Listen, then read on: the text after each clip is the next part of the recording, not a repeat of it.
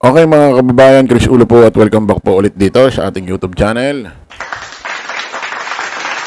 Okay mga kababayan, update lang ho tayo rito sa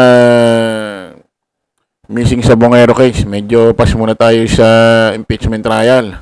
Kakaumay na. Ano naman nangyari sa pinasabik lang yung taong bayan? Ano nangyari dyan sa impeachment na yan? Okay mga kababayan, update ho tayo rito sa missing sa Bongero na kung saan ay mukhang mas maganda pang sundan ng story nito kaysa dyan sa impeachment na yan.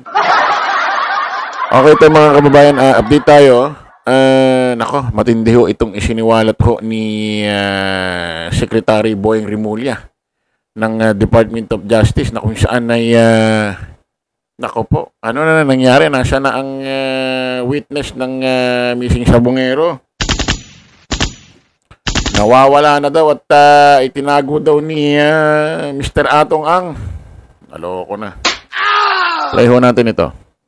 Isiniwalat ng Department of Justice na mismong si Atong Ang ang nagtago sa isa sa mga kapatid ni alias Totoy Naku po. na testigo rin sa kaso ng mga nawawalang sa Bongero. Nasa frontline na balitang yan, Gary De Leon. Pinatago talaga ni AA yan. Ni Atong yan. Pinatago. Ito ang ibinunyag ni Justice Secretary Boyeng Rimulya sa panayam sa isang programa ng DCRH.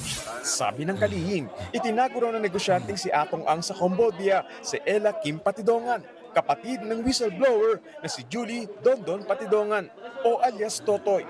Ang negosyante rin daw ang nagbigay ng peking passport para makaalis si Ella Kim ng bansa. Matatandang hawak na ng PNP ang dalawang kapatid ni alias Totoy na sina Ella Kim at Jose matapos maaresto abroad. Sila ang tinuturing ngayong missing link sa kaso ng mga nawawalan sa Bongero. Si Ella Kim ang nakuna ng CCTV na nagwi-withdraw ng pera mula sa account ng isa sa mga sa Bongero. Ang testimony niya, mabigat kasi directly niya nakita yung patayan ng 10. Ganun? Yung 10 pinatay Nako po. galing sa Santa Cruz at sa Lipa. Kaya yung missing factor, tapos Nakuha by na. fact na positive naman yung lake sa marami human remains, makes the theory very, very talagang very credible. Very credible. Muli namang ginitang kampo ni Atong Ang na inosente ang negosyante. Bukas daw si Ayan mga kababayan, yung meron kasing dalawang kapatid ho ni Dondon Patidongan ang inaresto sa ibang bansa ng CIDG ni General Macapas nung hindi pa ho siya naaalis doon. Kaso pinasinungalingan ho ni Dondon ni alias Totoy, hindi raw talaga inaresto yung kanyang kapatid. Nakipagtulungan ho siya sa DOJ, CIDG, na kunin yung kapatid niya doon para may assist pauwi dito at natatakot. Yung isa daw doon, tinago raw ho mismo ni Mr. Atong Ang. According dito sa balita, baka makakulong ako dyan. Tuloy natin. daw si Ang sa pagsasampa ng reklamo ng mga kaanak ng nawawalan sa Bongero para raw formal na rin nila itong masagot sa tamang forum. Tinawag din nilang walang basihan ang testimonya ni alias Totoy tungkol sa kaso. Matatandang sinabi ni alias Totoy na mastermind si Ang sa pagkawala ng mga sabongero. Hiling ng kampo ng negosyante, tingnan din ang biglang paglantad ni alias Totoy at timing niya rito. Gawa-gawa lang daw mga istorya ni alias Totoy. Kasi mga kababayan, sabi ko nga sa inyo, ang inyong lingkod si Chris Ulo, hindi ko naman sinasabing sinungaling si alias Totoy. Hindi ko rin naman sinasabi talagang 100%, itong si Mr. Atong Ang naniniwala akong siya ang mastermind. Kaso, sabi ko nga sa inyo, ang inyong lingkod mga kababayan, sa dinami-dami hong itinapik na ho na kaso, lalo na ho sa politics, eto yung mga minsan ang gagaling nila magsalita tapos ilang buwan, matapos ang 1 taon, 2 taon, bumabaliktad na rin. Di ba? Sabi ko nga sa inyo, naaalala ko yung kay Ma'am Laila de Lima yung sa kanyang drug-related case. Di ba sila Kerwin Espinosa doon, sila Espinido. Sila sino pa ito? Si Ragus. Oh, nung mga panahon na yun, nanunumpa pa sa Senado. Oh. Nanunumpa pa sa Diyos. So help me God pa, sabi. Naka-outtaking pa yun. Ay bumaligtad.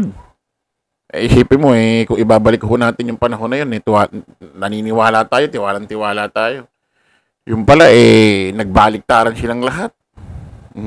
Meron lang daw nag-utos sa kanila. Inipit lang daw sila. Kaya daw ganon. Kaya sa totoo lang, hindi pa ko talaga buo ang paniniwala ko rito kay alias Totoy. Natural naman, magduda rin naman ako rito. Di ko naman kilala to. Ito, hindi pa outtaking ito. Hindi pa ko nanunumpa yan.